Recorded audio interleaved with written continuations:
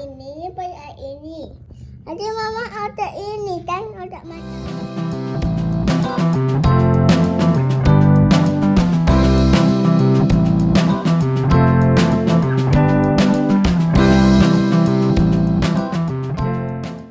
Menjelajahi dunia air.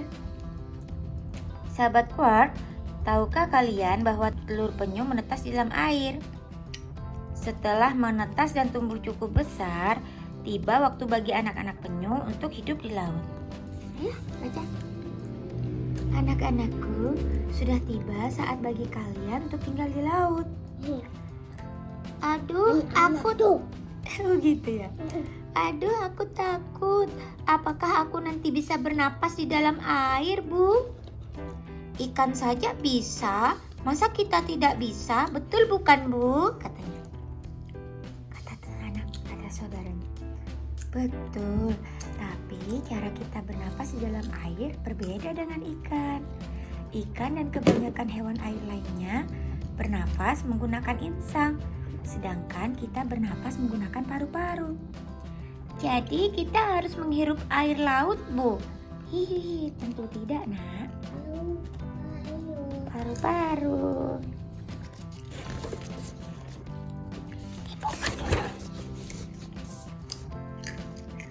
Oleh sebab itu, kita harus sesekali muncul ke permukaan air untuk menghirup udara, lalu menyimpannya agar bisa menyelam.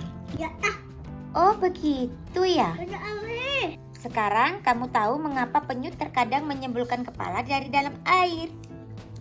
Nih, proses pernapasan ikan. Pernapasan pada ikan berlangsung seperti pada gambar berikut. Nih, Dek, kalau mulutnya terbuka, tutup insang ini menutup. Lalu air masuk ke dalam rongga mulut. Oksigen berpindah dari air ke tubuh ikan.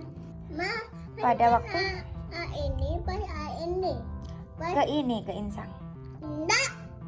Ini pakai ini. Nanti mama ada ini kan, ada mata. Iya, tadi ini. enggak, Mama maksudnya mau nunjuk ini. Mama salah nunjuk kan. Ini maksudnya menunjuk mata tuh bukan mata, tapi mulut terbuka. Rongga, di dalam itu ada rongganya, ada ruangan. Gini nih. Di dalam ada rongga. Ayo kita segera pergi ke laut. Aku ingin cepat-cepat menjelajah dunia air. Hei, tunggu aku, kata ibunya tersenyum. Setelah berada di dalam laut, mereka melihat sebuah peristiwa yang mengagumkan. Lihat itu, sedang apa dia? Sepertinya sedang membangun sarang. Tampaknya begitu. Lihat, temannya datang. Ibunya menjelaskan, itu ikan punggung duri. Ia sedang membuat sarang dari potongan tumbuhan laut yang direkatkan dengan cairan lengket dari tubuhnya. Di tempat itulah ikan punggung duri akan bertelur. Sejak masih menjadi telur saja sudah di dalam air. Pantaslah anak ikan langsung pandai berenang, katanya dia. Lihat, mengapa ikan di sana diam saja, tidak berenang seperti teman-temannya? Mungkin dia sakit. Oh, bukan. Ikan itu sedang beristirahat. Istirahat, bobo. Iya, bobo. Ikan tidur dengan cara yang berbeda-beda.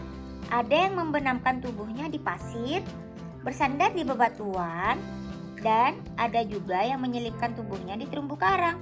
Dek menyelipkan tubuhnya di terumbu karang. Ini bobo. Bobo ini sembunyi di pasir. Ini bersandar di bebatuan. Ini Iana. Ini menyelipkan tubuhnya di terumbu karang, koral. Masuk gitu. Ih, lucu ya, mereka tidur tanpa menutup mata, kata Dek. Tentu saja, karena ikan tidak memiliki kelopak mata seperti kita. Bu, aku lapar. Bagaimana cara kita mencari makanan di sini? Katanya. Ada banyak makanan di dalam laut, tapi kalian harus berenang dengan gesit untuk mendapatkannya. Mami, mama. Harus cepat. Ini apa? Ini kepiting. Iya, kepiting kecil. Ada banyak yang akan memangsa kepiting ini. Ada penyu, ada gurita, lalu ada ikan, lalu ada hiu juga mau makan ini. Ayo cepat, kita harus gesit Karena banyak hewan lain akan berburu makanan yang sama dengan kalian. Kepiting merupakan makanan bagi lebih dari satu jenis hewan. Tidak semua hewan air makan dengan cara berburu. Beberapa hewan air tidak berpindah tempat sehingga memperoleh makanan dari aliran air yang melewati tubuhnya. Nih dek, ada beberapa hewan air yang gak bisa jalan. Nih dek, seperti tumbuhan. Anemon, ini anemon. Anemon tuh seperti tumbuhan, tapi sebenarnya dia hewan. Iya, dia tidak berpindah tempat, dia menetap di satu tempat di dasar laut. Nah, di sini ada banyak tentakel nih, dia ada banyak tangan-tangannya.